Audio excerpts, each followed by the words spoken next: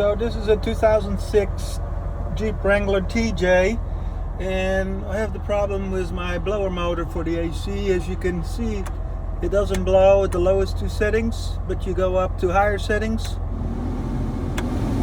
and it works there, but nothing in the lower two settings. So what supposedly is the issue here is the blower motor resistor, and it is somewhere behind the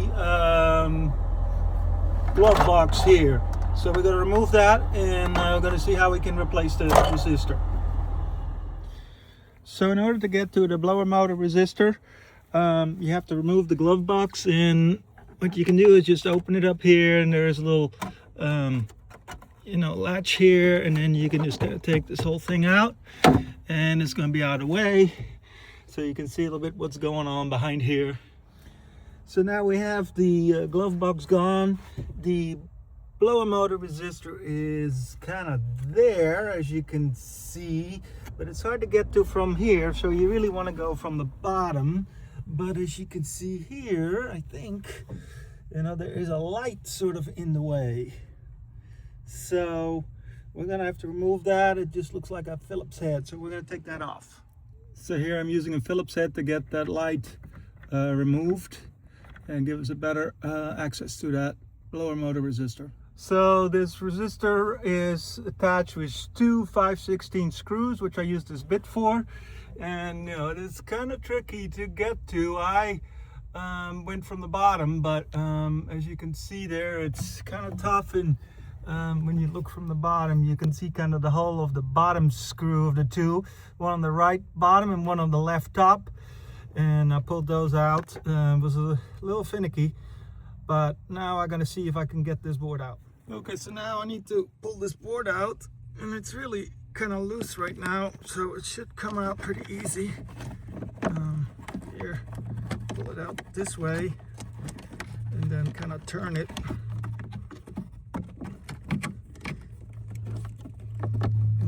Yeah, here it is.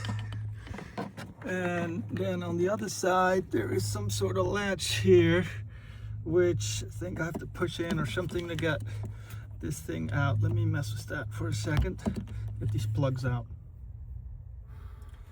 So now I have to figure out a way how to remove that. Supposedly you're supposed to squeeze this and then pull it, but that's not working for me. So apparently you can also try to, maybe with a screwdriver, kind of lift this up and then help pull it out. So I'm going to try that.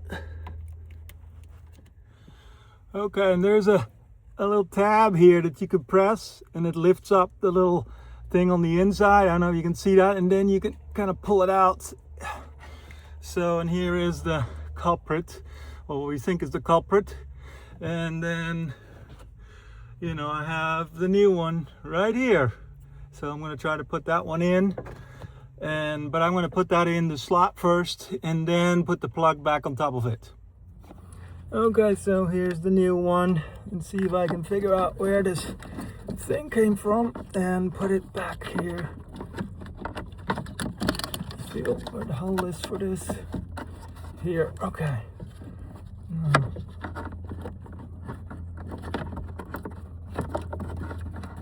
This can't be this hard.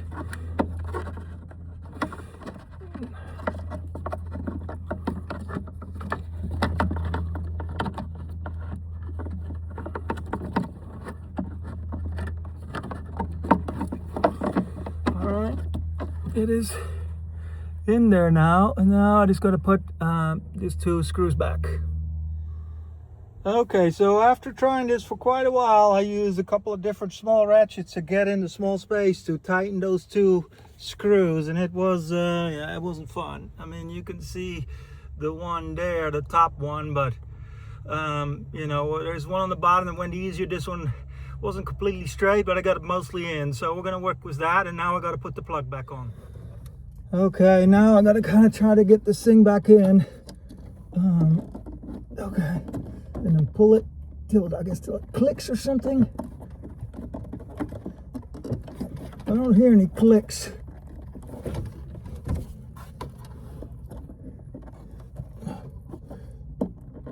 I don't know.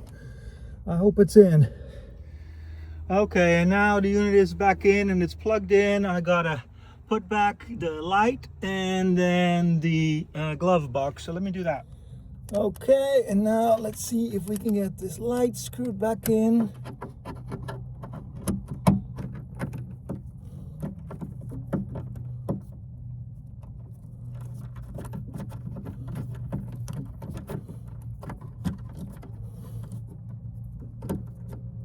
Okay, that's in.